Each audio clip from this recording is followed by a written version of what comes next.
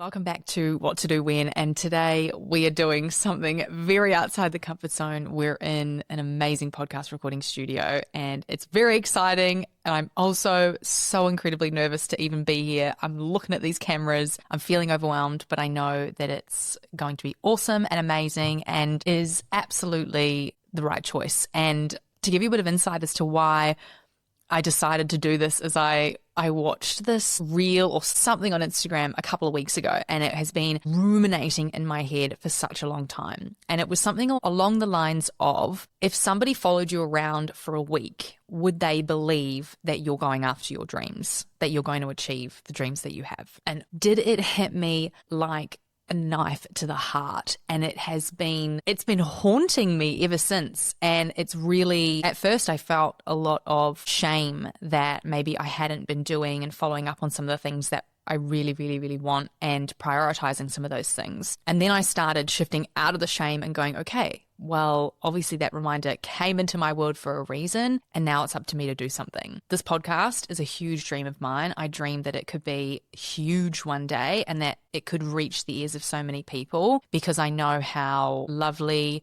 important, and just welcoming it is to have conversations like this that we have here on this podcast, where we're not talking about being perfect, where we're owning how hard it is to be here and to be human, where we're talking about the messy middle bits where we're going through it. We haven't quite made it to the other side. We want to get there, but we're still in that messy middle. This podcast is about being on the ground floor with you. And so I invite you now to be here on the ground floor with me as we take our dreams a little bit more seriously and step it up a bit. So let's dive into this episode. We're in for a really, really good one. And this is what to do when you're an overthinker who does not trust yourself. I want you to picture this. I want you to close your eyes and picture a decision that you have to make. Maybe you're dating two guys. Maybe you've been offered two amazing jobs. Maybe you're deciding between two holiday destinations. Maybe it's even a simple decision of where you want to go to dinner. I don't know.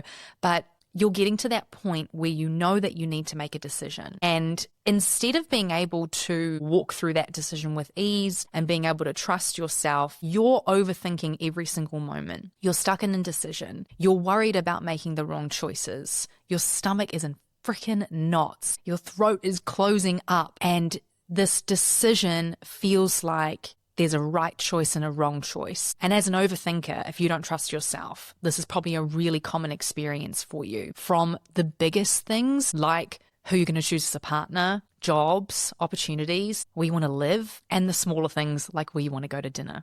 This is a tough place to be. So this episode is not for you if you are someone who is great at making decisions, who is empowered, who is just goes after what they want like that. This episode is not for you, my friend. You can move on. You're doing great. This episode is for those people that overthink every freaking decision that they make and struggle with it. You want to be someone who is more decisive and who just trusts and backs their decisions more, instead of looking to ChatGPT, asking every single friend and all the group chats that you have under the sun, your nail tech, the bartender, what they think you should do. You want to be someone who makes these decisions for yourself and backs yourself. And you want to feel good in those decisions, knowing that there is no right and no wrong, and there's no way that you can F up something that is actually meant for you. That's what this episode is about. So let's break it down. Why is self-trust so hard for overthinkers?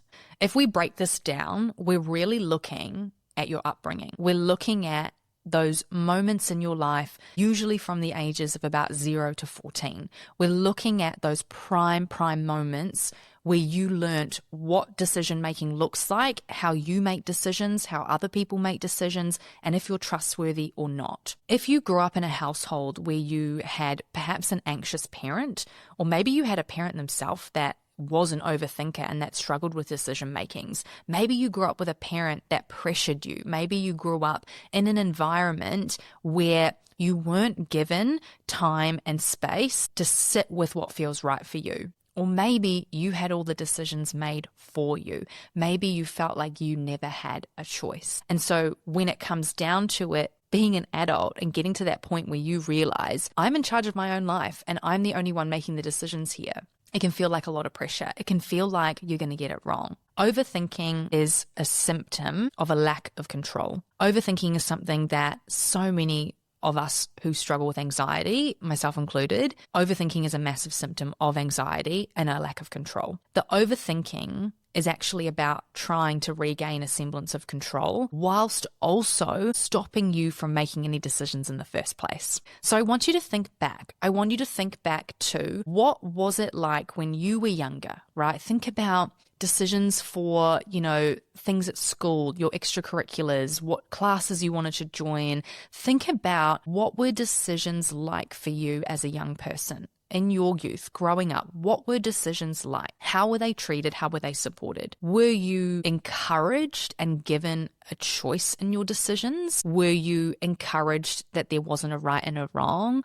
Were you encouraged to take time to sit with how you really feel? Or were you encouraged to maybe walk the path that your siblings or your parents walked before you? Maybe you were pressured to make decisions quickly. Maybe you were told that you were too sensitive, that you took too long to decide, and maybe those decisions were taken away from you. Those first 7 years of our life shape so much of the brain that we deal with today as an adult. And this is why it's so important to reflect on, especially if you're an overthinker and you're struggling with decisions. Maybe you have a decision that you need to be making in your life, or maybe your whole freaking life has just been one big mess of struggling to make decisions and trust yourself. This is why it's important to reflect. This is why it's important to reflect and think back and think, what is my blueprint for self-trust? In those first 7 years, you're developing a blueprint for you, how you see yourself, how you see the world, how you make decisions, how much you believe in yourself, what you're capable of. That blueprint is something that you use every single day. Automatically, without even realizing, you're jumping and using that blueprint. This is why the self-awareness work and reflection work is so important. So don't shy away from this moment. I know that sometimes it can also be really hard because we don't remember. Often we don't remember those moments, but I want you to actually think about now a decision that you had to make in your childhood or in your teenage years.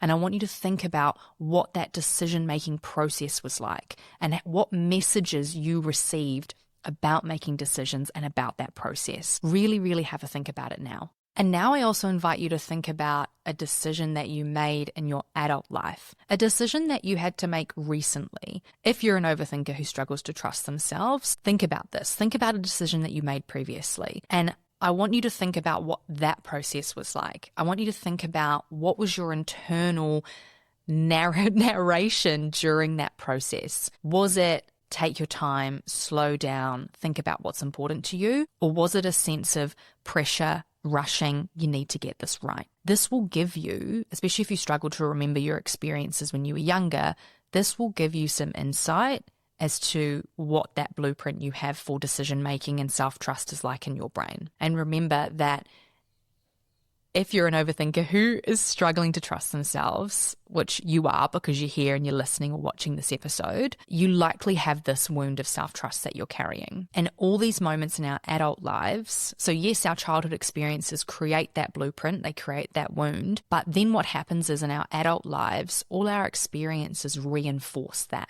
They reinforce that blueprint to become stronger and stronger. They make that wound deeper and deeper. And what happens is every time that you get told you're too sensitive or you take too long to decide, or maybe the decision that you made, this is a tough one, maybe the decision that you made didn't end you in the best place. Maybe it did feel like a wrong decision. Maybe that's been your story about it afterwards. Maybe you have really big regrets about your life. And that's a really tough place to be because it's going to hit on that self-trust wound every single time. It's going to scratch at that wound. It's going to hit home. And for you, this is why it's really important to remember to be kind and compassionate to yourself. If you're first time listening to this podcast, welcome. If you're not, you know how much I preach about how important the self-talk you have to yourself inside your own head is. And this is not something that a lot of us like to talk about or like to acknowledge. I talk to myself in my own head all the time, constantly. I am the constant in my head. And that voice and the way that I speak to myself has the ability to impact my mood, how I feel, and then what decisions I make and what choices I make. If that voice in your head right, is something maybe like what you experienced when you were younger. Maybe it was the pressure to make decisions. Maybe there was no time for your big emotions and you were rushed into making decisions, or perhaps the decision was taken away for you and you lived a life based on what somebody else wanted, or what you thought somebody would love you for, or what you thought meant that you would be successful in another's eyes. If that voice is like that in your head, it's going to be really, really, really hard to make decisions where you back yourself. Really hard. Doing work on the voice in your head and shifting it to be more kind and compassionate is the single-handedly greatest thing I have ever done for my mental health in my entire life. I have made some pretty messed up decisions in my life. I have to own it. Though there are no wrong decisions, and those decisions got me to where I am today, there's still decisions that I probably would change if I got given a choice, because they led me down a road that was super painful. And for a long time, I lived with that sense of regret, and I lived with a sense of shame about the choices that I made. And I chose to create the narrative and the story that I make bad decisions, that I can't trust myself. Think about the implications in your life of being somebody who can't trust themselves. Have a think about the people that you know in your life. Think about the people that you admire. Think about the people that you look up to. The thing that they all have in common is that they trust themselves and they like themselves. They back themselves. They also are human and they know that they're going to get it wrong sometimes. And that's part of the journey of growth. Often it's actually not about the decisions we make. It's about what we do afterwards. It's about what we do in those hard moments where we feel like we've gotten it wrong. Do we go down that road of shaming ourselves, of berating ourselves, of living with that deep, heavy sense of regret? Or do you pick yourself back up? Do you give yourself that kindness and that compassion? And do you support yourself in getting what you need in order to be able to move forward and make different decisions in the future? Now let's talk about overthinking. Let's break down what is overthinking and why the frick do we do it. Overthinking is a part of you that we call a protective part. So if you don't know, I work in parts work or parts theory. And that means that there are different parts of your psyche that are born during times of trauma, pain, toughness in your life, and they're born as different parts of your psyche. So if you have a little think about, again, making a decision in your life, right? It often sometimes feels like we have one part of us that wants one thing and we have another part that wants another. Let's say you're dating two amazing men and one's a bit more dangerous and one's a little bit more safe. And you might have those sort of two parts of you, one who's saying, go for the fun, go for the sexiness, go for the danger. One that's then saying, go for the safety, go for the comfort, go for the one that feels predictable.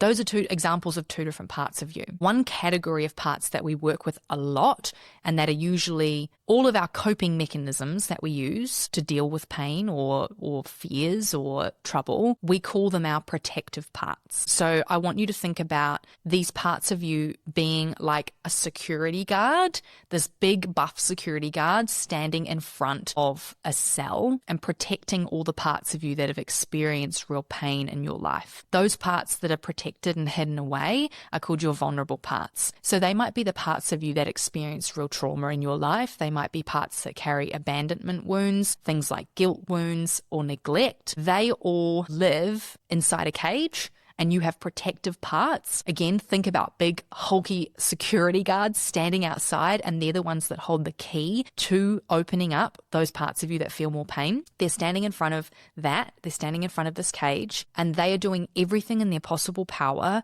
to stop your pain from being re-experienced or felt. So that heartbreak that you felt from, maybe your parent walking out when you were young, that devastation, maybe the pain or the grief that you felt if someone passed away, whatever it might be, that's all locked away in a cage in order to never be felt again or experienced again. And you have these protective parts standing in front of it, doing everything in their possible freaking power to stop that from happening again. And so those protective parts then develop these coping mechanisms. They develop ways to stop us from feeling or re-experiencing pain that we felt before, that ripped us apart the first time.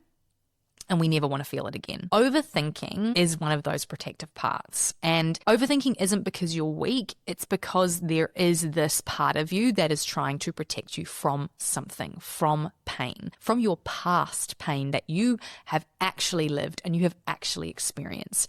And overthinking is one of those things that can keep a lot of our pain at bay. Even though it's a painful thing in itself, it's a pain that you know. And it's something that I personally use and rely on a lot. Overthinking happens so much for me. It's caused me a lot of freaking havoc, but I also know that it's a really, really big protective part of myself that doesn't want me to make wrong choices. So you might have your own versions of protective parts. You could have a perfectionist part that wants to make sure that you get it right and that you don't get it wrong again. You might have a critic part who wants you to improve so often that you never get criticized again. You might have an avoidant part who just wants to keep you from failing, so they stop you from even trying in the first place. So those are some examples of what protective parts might look like for you. And each one of those parts, if we're talking about a perfectionist part, if we're talking about a critical part, or if we're talking about an avoidant part, they could all use that strategy of overthinking to stop you from trying in the first place. These parts mean well, and they want to protect you,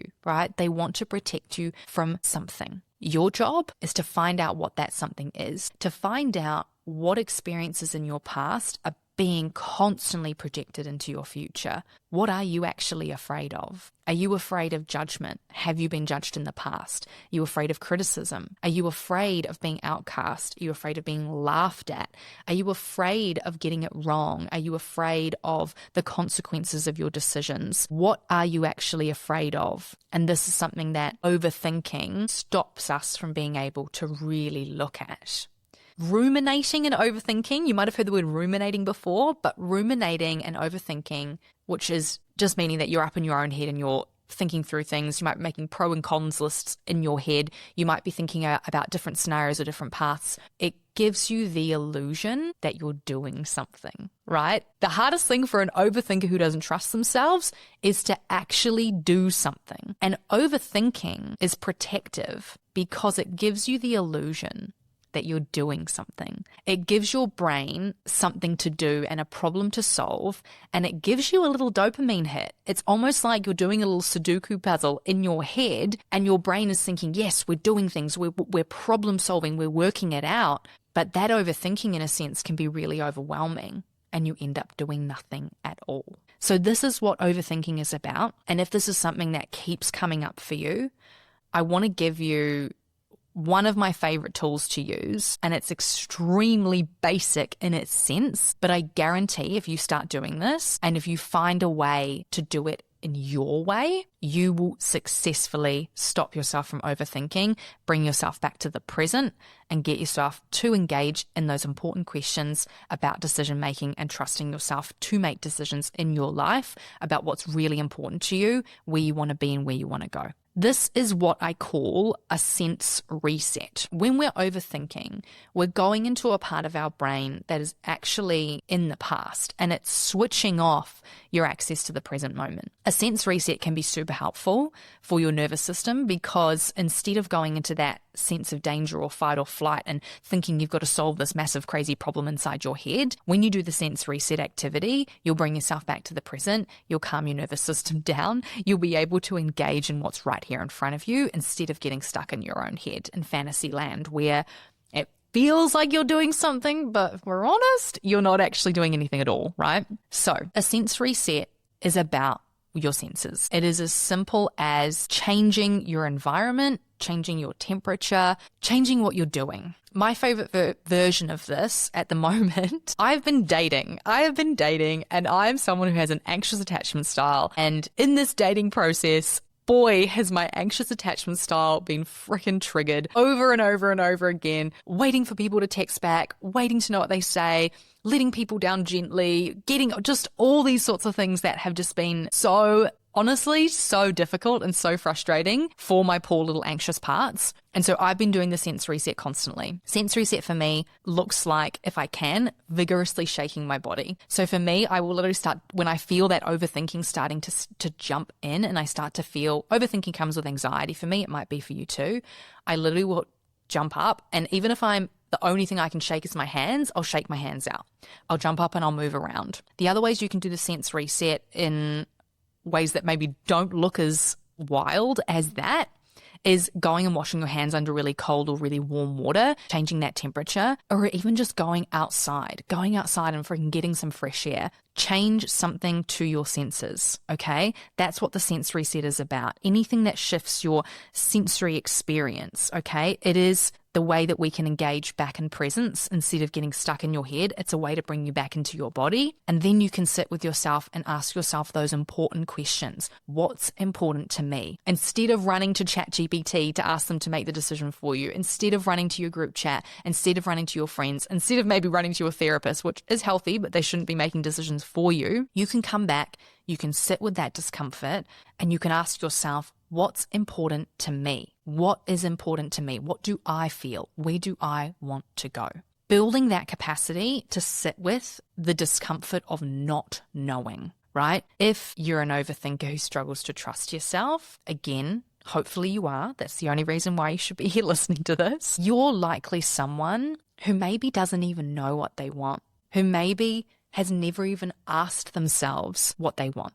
And that's something that you get to look at. That's something that you get to inquire into within yourself. And I want to acknowledge how very, very, very uncomfortable it is to not know what you want. It is so uncomfortable because of the fact that your brain likes to have a plan. It likes to know what the frick you're doing. It likes to know which steps forward and what's the plan and what path you're taking. To sit there and actually say to yourself, I don't know what I want, is scary. It's really scary to many, many parts of you who are trying to have that sense of control again. Your job in that moment is to sit in that uncomfortable place, or go again, therapist, coach, counselor, get some support from someone that you trust in your life to help you sit in that uncomfortable space. Because in that uncomfortable space is your knowing and is your intuition. You probably look at people in your life who make decisions easily and who trust and who back themselves. And you can see